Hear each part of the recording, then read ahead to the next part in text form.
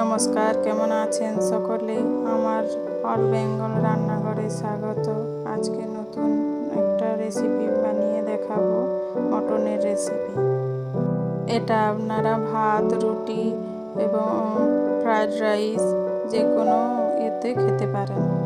মটনটাকে marination করে নেব। তার জন্য আদা রসুনের পেস্ট,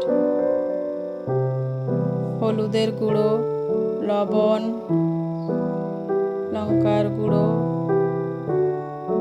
জিরে ধনের গুঁড়ো, ফেটানো টক দই দিয়ে ভালোভাবে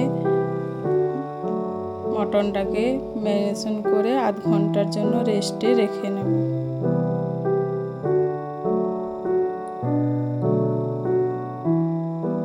কড়াইয়ে সর্ষের তেল দিয়ে ফোড়নে গোটা জিরে, তেজপাতা, এলাচ, লবঙ্গ দিয়ে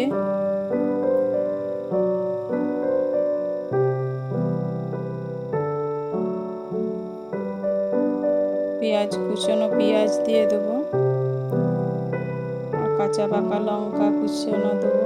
ভালোভাবে একটু নুন দিয়ে দেবো যাতে পেঁয়াজটা তাড়াতাড়ি নরম হয়ে যায়। পেঁয়াজটা ভাজা ভাজা হয়ে গেলে আদা রসুনের পেস্ট দিয়ে দেবো 3-4 চামচ।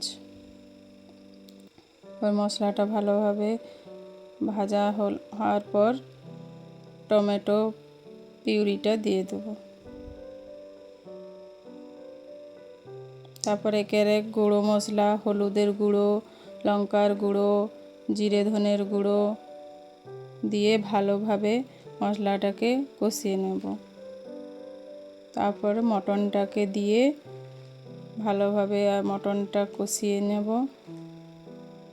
মটনটা দেওয়ার পর 2 গোটা রসুন দিলাম মটনের সাথে।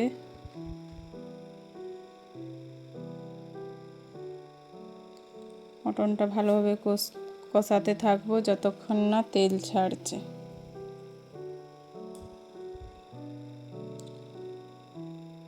ঢাকা দিয়ে দিয়ে কিছুক্ষণ কষিয়ে নেব।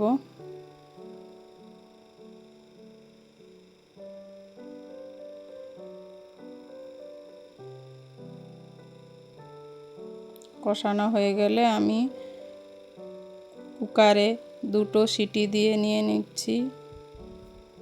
আপনারা চাইলে কড়াইয়েই করতে পারেন। পর কাশ্মীরি লঙ্কার গুঁড়ো,